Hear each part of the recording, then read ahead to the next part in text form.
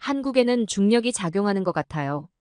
한국에 다녀간 많은 외국인들이 하는 말이라고 합니다. 그들은 처음엔 한국에 특별한 관심이 없었는데 한번 한국을 경험하면 자기도 모르게 결국 한국으로 다시 돌아오게 된다고 하네요. 지구의 중력처럼 한국에는 자신들을 끌어들이는 한국 중력이라는 게 작용하는 게 아닐까라고 서로 농담조로 이야기한다고도 하죠. 오늘 사연의 주인공은 이런 한국의 중력을 느꼈다고 하는 미국인 여성입니다. 한번 들어보실까요? 안녕하세요.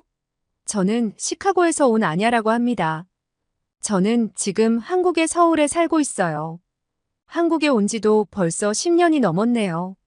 제가 한국에서 10년이나 머물다니 10년 전에 저한테 알려주면 깜짝 놀라며 거짓말하지 말라고 화를 낼 것 같네요. 그만큼 그 시절에 저는 한국에 일말의 관심도 없었거든요. 심지어 여행으로 찾아갈 생각조차 하지 못했어요. 아시아는 제게 너무 먼 곳이라 관심도 없었고 제 인생에 전혀 접점이 없는 곳이라고 생각했었어요. 그런 제가 한국에서 인생의 많은 시간을 보내고 있다니 사람 일은 정말 알 수 없는 것 같아요. 제가 처음 한국에 오게 된 건 정말 우연한 일이었습니다. 당시에 저는 패션 업계에서 카메라맨으로 일을 하고 있었는데 슬럼프에 빠져 있었어요. 제가 존경하던 선배가 제 사진을 보고 너의 사진은 너무 재미없고 아무런 감흥도 얻을 수 없다라는 혹평을 했거든요. 그 말은 가슴 깊숙이 박혀 저를 좌절하게 만들었어요.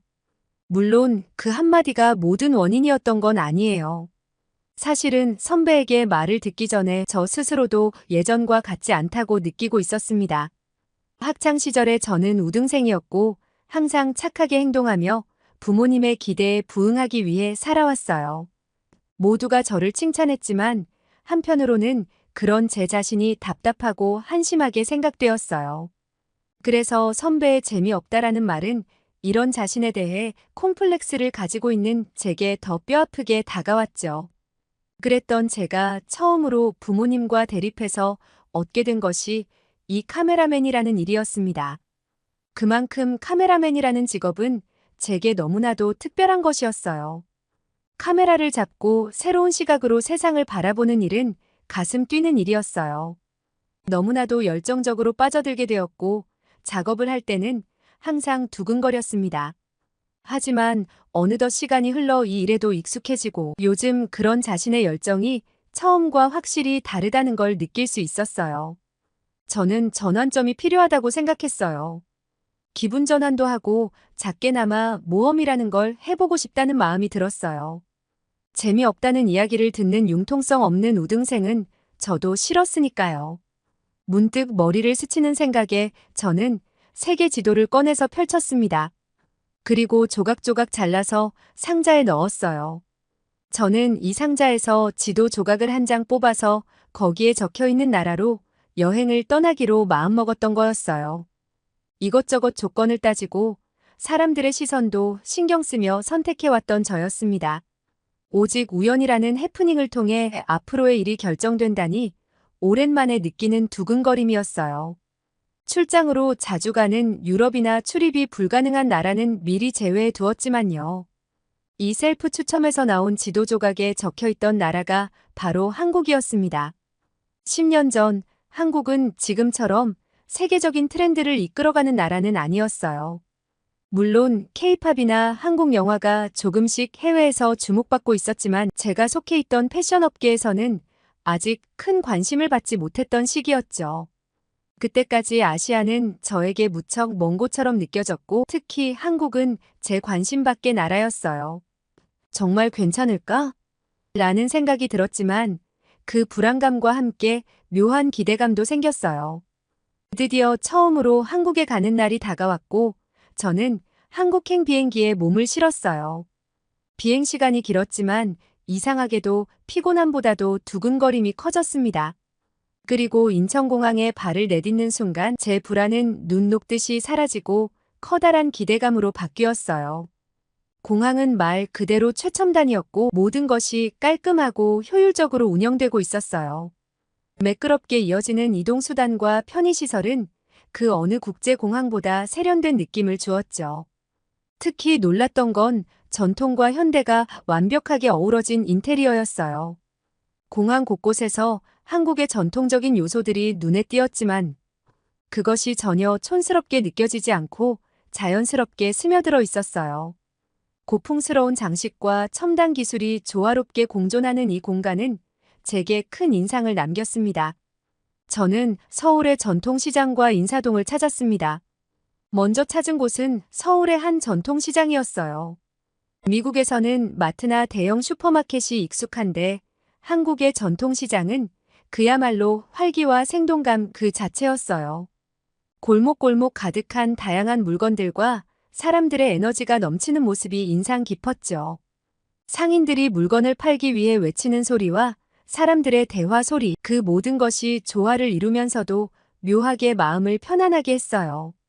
어딜 봐도 눈에 들어오는 생선, 과일, 야채들이 신선했고 특히 제가 처음 본 한국식 전통 과자와 반찬들은 너무 신기했어요. 상인들이 미소를 지으며 말을 걸어왔는데 한국어를 잘 못 알아들었지만 그 따뜻한 환대가 마음을 사로잡았어요. 몇몇 상인은 손짓으로 먹어보라고 권하기도 했죠. 파전의 동동주를 처음 마셔봤는데 그 조화가 너무나도 잘 맞아 놀랐어요. 김밥과 호떡은 평소에 경험해 본 적 없는 맛이었고 특히 길거리에서 방금 만든 호떡을 베어 물었을 때 느껴진 달콤함은 아직도 생생합니다. 전통시장에서 배를 채운 후 인사동으로 향했어요. 인사동은 서울에서도 특별한 곳이라는 얘기를 들었는데 도착하자마자 그 이유를 알 것 같았어요. 길 양쪽으로 늘어선 전통적인 건물들 사이로 현대적인 카페와 갤러리가 어우러져 있는 모습이 참 인상적이었어요. 현대와 전통이 공존하는 느낌이라고 할까요? 길을 걷는 내내 곳곳에서 한국의 문화를 느낄 수 있었어요. 특히 작은 골목길로 들어갔을 때 작고 예쁜 도자기 가게를 발견했어요. 가게 안은 마치 시간이 멈춘 듯 고요하고 차분했죠. 하나하나 손으로 만든 도자기들이 진열되어 있었는데 너무 아름다워서 한참을 들여다봤어요. 저도 모르게 작은 찻잔 세트를 사버렸답니다. 도자기를 만드는 장인의 숨결이 느껴지는 것 같았어요. 인사동에서의 또 다른 하이라이트는 전통 찻집이었어요. 오래된 한옥을 개조한 찻집에 들어가니 나무 향과 함께 따뜻한 분위기가 감돌았어요. 거기서 전통차를 마시며 잠시 휴식을 취했어요. 차 한 잔을 마시면서 창밖으로 보이는 한옥 지붕과 잔잔한 음악 소리가 어우러져 마치 영화 속에 들어온 기분이었죠. 조용히 차를 마시며 그곳에서 시간을 보내는 동안 서울의 또 다른 매력을 느낄 수 있었어요. 시장에서의 활기찬 분위기와 인사동의 차분한 고즈넉함은 서로 다른 매력을 가지고 있었고 그 모든 경험이 서울이라는 도시의 다채로운 면을 보여줬어요. 한국에서의 며칠 동안 저는 그동안 알지 못했던 한국의 다양한 면모에 흠뻑 빠졌어요. 여행은 그저 즐거운 시간을 보내는 것 이상이었죠. 그곳의 문화와 사람들이 주는 에너지는 너무나도 활기차고 매력적이었어요. 이 여행이 저에게 필요한 전환점이었다는 걸 그때 깨달았어요. 한국에서의 짧은 여정을 마치고 미국으로 돌아갔을 때 저는 새로운 힘을 얻은 기분이었어요. 사진을 다시 찍기 시작했을 때 예전과는 다른 시선이 생긴 것 같았죠. 결국 그 여행이 제 삶의 새로운 출발점이 되었던 것 같아요. 그런데 한국에서 돌아온 후 이상하게도 그곳에서 보냈던 기억들이 자꾸 나를 흔들어 놓기 시작했어요. 피곤하거나 지치는 날이면 한국에서 찍었던 사진들을 꺼내보곤 했죠. 서울의 시장에서 찍은 활기찬 거리, 인사동에서 만난 전통과 현대의 조화로운 풍경, 그리고 맛있었던 음식들까지 그 사진들을 보면 그날의 활기가 다시금 느껴져서 마치 그 에너지가 저를 채워주는 것 같았어요. 특히 한국에서의 날씨, 사람들의 따뜻한 환대, 길거리에서 들려오던 소리들이 하나하나 다시 떠오르며 저를 위로해줬죠. 그리고 음식, 한국에서 맛본 김밥, 파전, 호떡 같은 음식들이 그리워졌어요. 그때는 미국에서 한국 음식을 찾기가 힘들었고 구하려면 코리안타운까지 가야 했어요. 요즘처럼 다양한 한국 식당이나 한식을 쉽게 접할 수 있는 상황이 아니었기에 그리움은 더욱 커졌어요. 혼자서 한국 음식을 흉내내어 만들어 보려 했지만 그 맛을 완전히 재현하기엔 한계가 있었죠. 그렇게 한국을 그리워하던 어느 날 저는 결국 두 번째 한국 여행을 결심하게 됐어요. 이번에는 좀 더 현지의 생활을 가까이서 경험해보고 싶었어요. 그래서 호텔 대신 B&B 숙소를 예약했고 그 선택은 정말 탁월했죠. 다양한 사람들과 교류하며 그들의 일상 속에 녹아드는 것이 훨씬 자연스러웠거든요. 저녁이면 숙소 옥상에 마련된 휴게소에 올라가 밤하늘을 바라보며 낯선 이들과 맥주 한 캔씩 나눠 마셨어요. 우리는 각자의 이야기를 나누며 웃었고 그 순간들이 너무나 소중했죠. 한 번은 옆에 있던 사람이 마른 오징어를 고춧가루를 뿌린 마요네즈에 찍어 먹길래 저도 한 입 먹어봤어요. 처음에는 낯선 조합이라 이상했지만 그 맛이 자꾸 생각나서 그날 이후 계속 찾게 되었어요. 또 한 번은 삼겹살을 구워 먹었어요. 상추에 삼겹살을 싸서 한 입 먹었을 때 그 풍미와 현지 분위기가 어우러져 정말 행복했어요. 숙소 주인분은 집에서 직접 담근 김치와 매실장아찌를 나눠주셨는데 그 맛은 미국에서 절대 맛볼 수 없는 진짜 한국의 맛이었죠. 그 김치의 알싸한 맛과 매실장아찌의 새콤달콤함이 입안에서 조화롭게 어우러지며 기억에 강렬하게 남았어요. 미국으로 돌아온 후에도 한국이 계속 생각났어요. 한국에서 친해진 외국 친구들과 연락을 주고받으며 다들 비슷한 이야기를 했어요. 한국에는 중력이 작용하는 것 같아. 한번 나가도 결국 다시 돌아올 수밖에 없는 것 같아. 그 말이 이상하게도 너무나 공감됐어요. 한국의 매력은 단순한 여행지가 아니라 나를 끌어당기는 강한 힘을 가진 곳이었어요. 그리고 저도 그 중력에 사로잡혀 한국을 계속 그리워하며 살아가고 있었죠. 세 번째 한국행은 조금 특별했어요. 그전에는 서울 시내나 관광지 위주로 다녔지만 이번에는 서울 외곽으로 나가 자연을 배경으로 사진을 찍고 싶었죠. 한국의 고속철도인 KTX를 타고 강릉이라는 곳으로 가기로 했어요. 기차표도 미리 앱으로 구입해 놓아서 마음이 여유로웠습니다.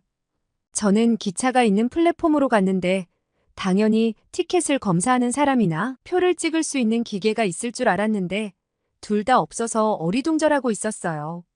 제가 당황해하는 모습을 보고 지나가던 한국 사람이 그냥 가면 된다고 말해줬어요. 그 한국 분에게 감사하다고 하고 플랫폼으로 걸어갔습니다. 나중에 기차 안에서 검사를 하겠지 하고 생각했습니다. 저는 서울역에 30분이나 일찍 도착했는데 기차가 와 있었어요.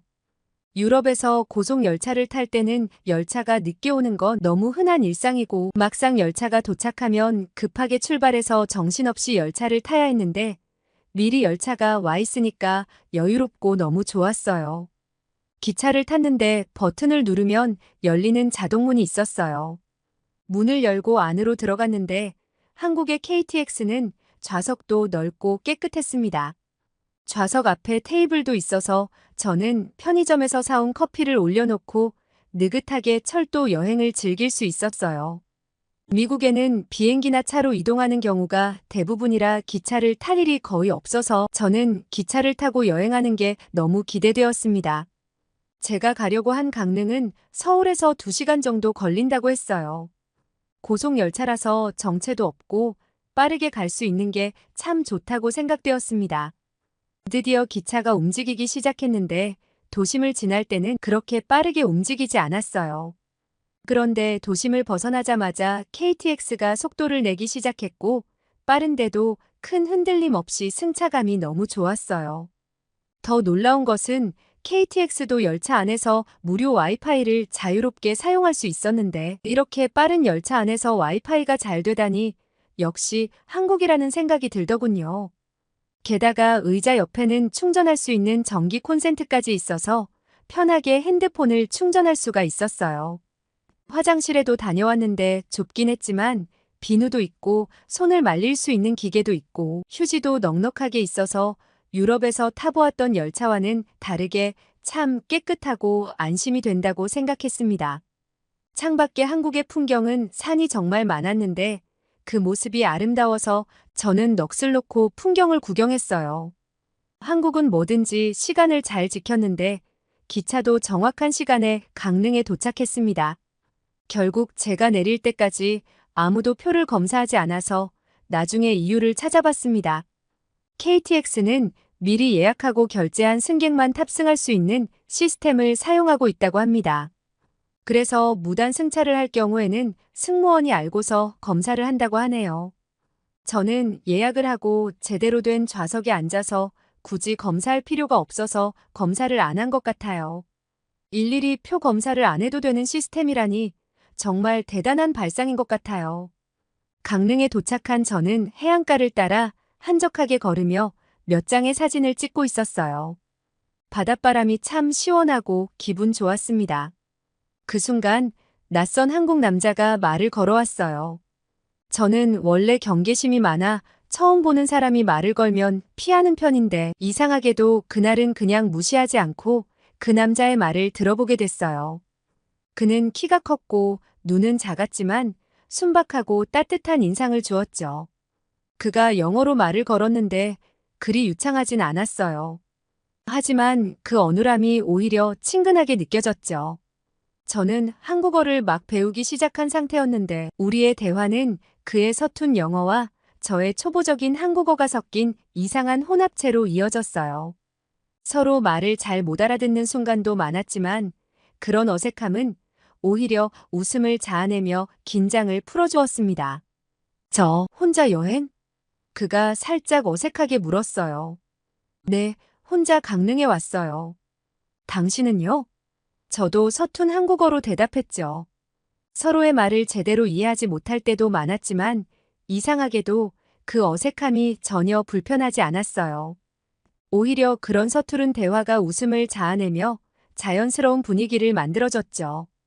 그의 이름은 용수였고 대학생이라고 했어요. 저보다 연하였지만 그 나이 차이도 크게 신경 쓰이지 않았어요. 그 사람도 강릉에 혼자서 여행을 왔다고 했어요. 우리는 함께 강릉을 돌아다니기로 했습니다. 바다를 따라 걷다가 한적한 카페에 들어가 커피를 마시며 강릉에 대한 이야기를 나눴어요. 용수 씨는 바다를 좋아해서 자주 이곳에 온다고 했어요. 그 말에 저는 강릉의 매력이 더 크게 다가왔어요. 바닷가 근처에 앉아 따뜻한 햇살 아래 서로 다른 문화에서 온 두 사람이 서툰 말로 대화를 나누며 시간을 보내는 그 순간이 참 소중하게 느껴졌습니다.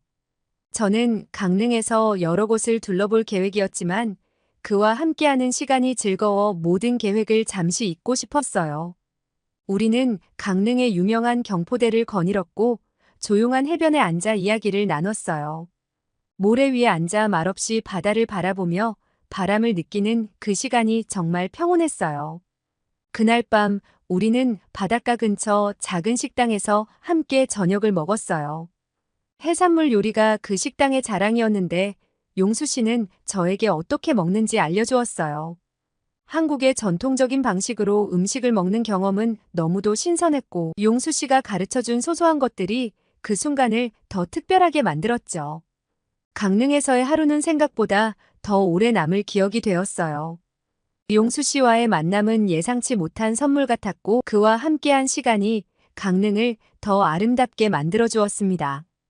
그는 다음에 또 볼 수 있냐고 물었고 우리는 연락처를 교환했죠. 이렇게 느닷없이 한국 남자와 데이트를 하게 될 줄은 상상도 못했었어요. 며칠 후 용수 씨에게서 연락이 왔는데 뜻밖에도 첫 데이트 제안이 낚시였어요. 솔직히 말하자면 첫 데이트를 낚시로 시작한다는 게 너무 뜬금없어서 웃음이 나왔어요. 하지만 그가 낚시터가 아름답다며 꼭 보여주고 싶다고 했기에 호기심 반 기대 반으로 따라가기로 했죠. 우리는 한적한 강가를 산책하며 대화를 나눴어요. 용수 씨는 여자에게 익숙하지 않은 듯 다소 어색했지만 그 촌스러움이 오히려 귀엽게 느껴졌어요. 낚시를 하는 동안 그는 집중했지만 사실 저는 낚시보다 그의 모습에 더 관심이 갔어요. 그날 낚시를 하면서 특별한 사건이 일어난 건 아니었지만 그의 진심과 소박함이 느껴졌어요. 데이트를 마치고 왜 첫 데이트로 낚시를 선택했냐고 물었을 때 용수 씨는 웃으며 어릴 적 아버지에게 들은 이야기를 꺼냈어요. 아버지가 말하길 마음에 드는 여성을 만나면 자신이 가장 멋지다고 생각하는 곳에 데려가라고 했대요. 그리고 용수 씨에게 그곳은 바로 이 낚시터였던 거죠. 그의 말에 저는 미소를 지으며 그 진심을 느낄 수 있었고 그 순간부터 조금씩 그에게 마음이 열리기 시작했어요. 결국 우리는 연인이 되었어요.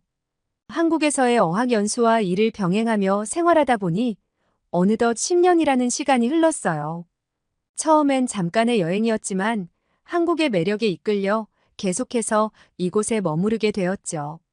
용수 씨와 저는 여전히 좋은 관계를 유지하고 있고 이제는 한국이 제 인생의 중요한 부분이 되어버렸어요. 한국의 중력에 붙잡힌 것처럼 저는 이곳을 쉽게 떠나지 못할 것 같아요. 저의 이야기는 여기까지입니다. 오늘의 사연 어떠셨나요? 매일매일을 감동적인 이야기로 채우고 싶은 감동 다이어리였습니다. 사연이 마음에 드셨다면 구독과 좋아요를 눌러주세요. 여러분의 구독과 좋아요는 계속해서 좋은 사연을 소개할 수 있는 큰 힘이 됩니다. 시청해주셔서 감사합니다.